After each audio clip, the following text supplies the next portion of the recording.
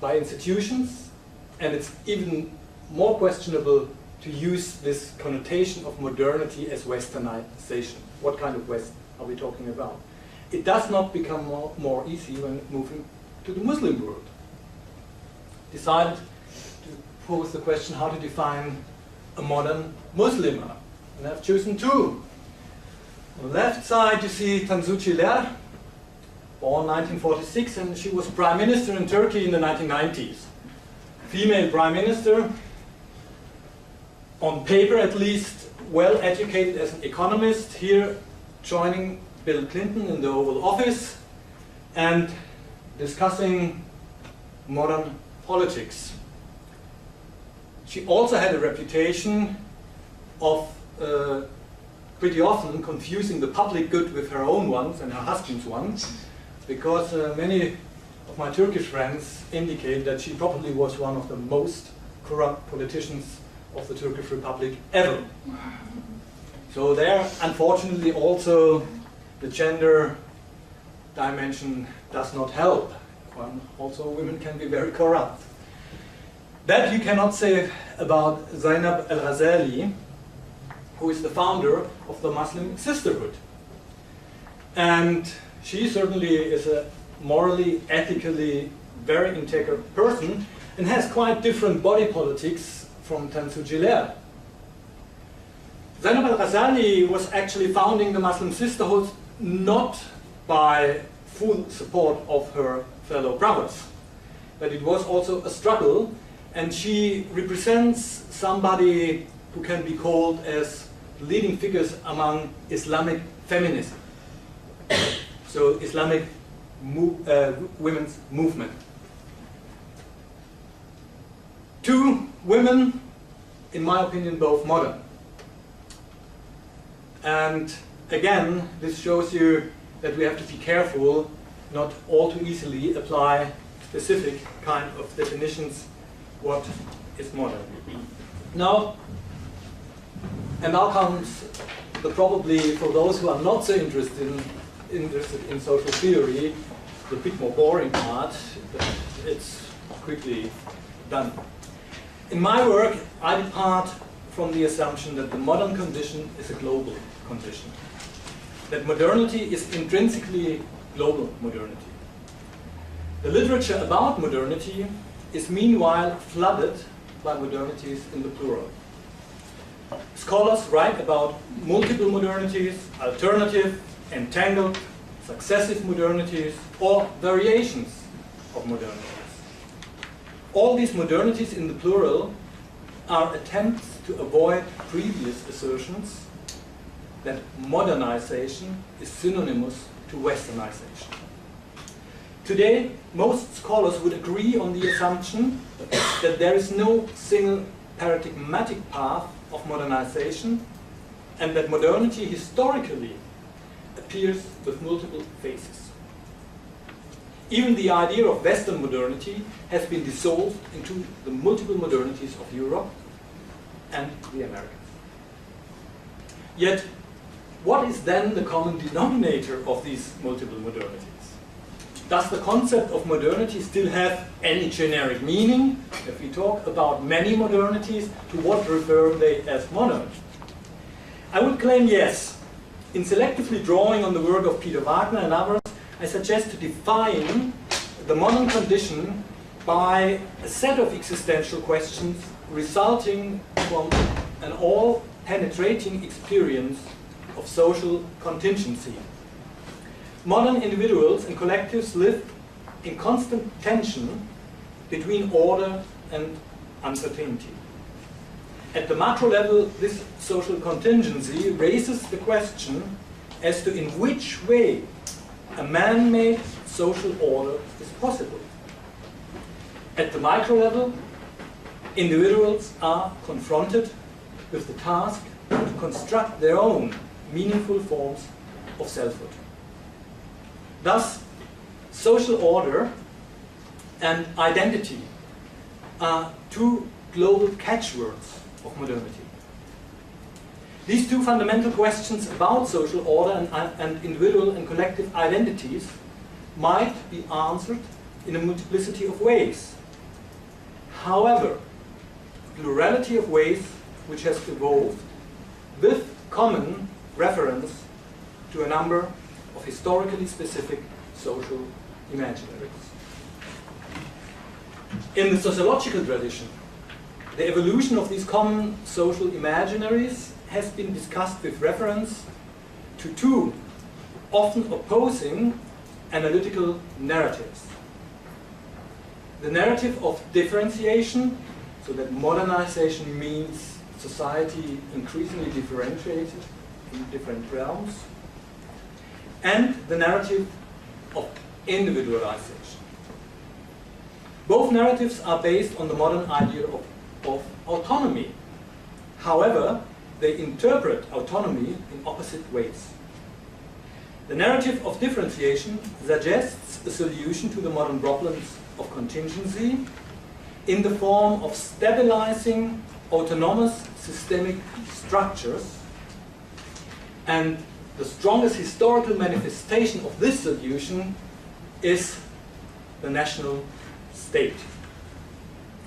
The narrative of individualization, in contrast, tells us the story of autonomous but mutually dependent individuals who address questions of modern contingencies by their rational actions.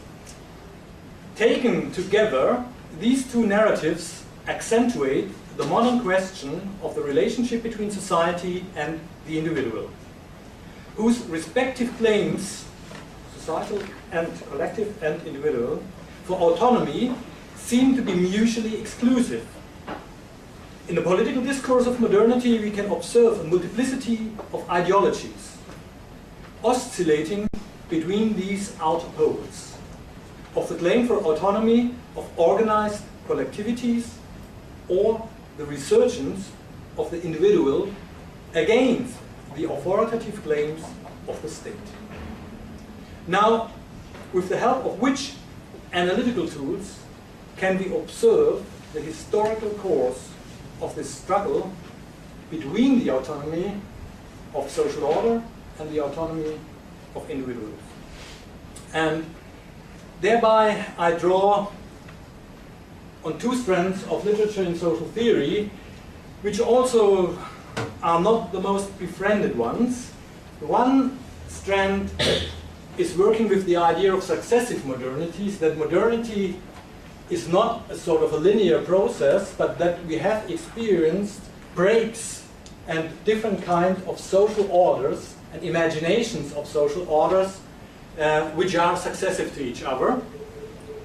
And the other strand of literature is types of modern subjectivities, where I draw on more recent post-structuralist thinking.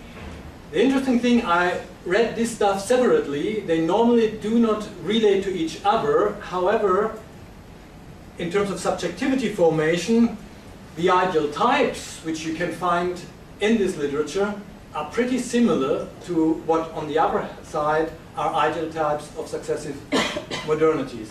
And I have reduced it here on two,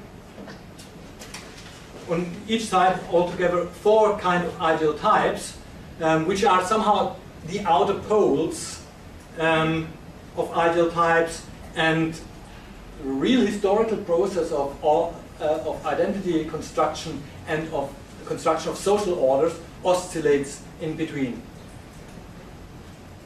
On the left-hand side first, there's this idea of society, state-controlled and an organized modernity, state-centered, in which the autonomy of the collective is the dominant feature. The opposite thing is what is called often postmodern individualism. It's the idea of a pluralistic modernity in which the autonomy of the individual is the core feature, and in which individual rights and of the right of the collective is what is promoted and shapes a pluralistic order. On the right side, when going over to this formation of modern subjectivities, you have the peer group oriented average type. Here the generalization of behavior is important, and this is also publicly performed, and you find or construct your own identity in basically being the same as your peers. This is actually also one reference here is to the so-called salaried masses, and this is a book of Krakauer, Siegfried Krakauer. I do not know whether you know him. He has written in the 1920s in the Weimar Republic in Germany in the circles about the so-called Frankfurt School. He was a friend of Adorno and Horkheimer, and in this, and Walter Benjamin, in this kind of social academic environment, he wrote a book about the salaried masses in Germany, how they love to be precisely as their neighbors are, and that they want to have and to consume precisely the same, so that they find their own identity in resembling the collective identity. And he was indicating that these people, the lower paid white-collar workers in society are those most prone to Nazi propaganda. And I think he wrote that before the Nazis came to power, and it was not entirely wrong. The other two type is the self-fashioned creative worker. People are engaged permanently in kind of life projects, and they do that not because they are employed by a university which only gives you contracts, but they do that as an idea of self-conceptualization, self-fashioning, that it's not a linear process, your life, you have different kinds of process, you have to be self-fashioning and creative. And I argue that these types, autonomy of the collective in the social order, autonomy of the individual in the social order, and generalization of behavior versus an individual self-fashioning, can also help to understand developments in Islamic history, in modern Islamic history. Let's start with organized modernity. Here, this idea of an organized mass, of a management of society, a management of social behavior, and a sort of streamlining of social behavior is a core feature.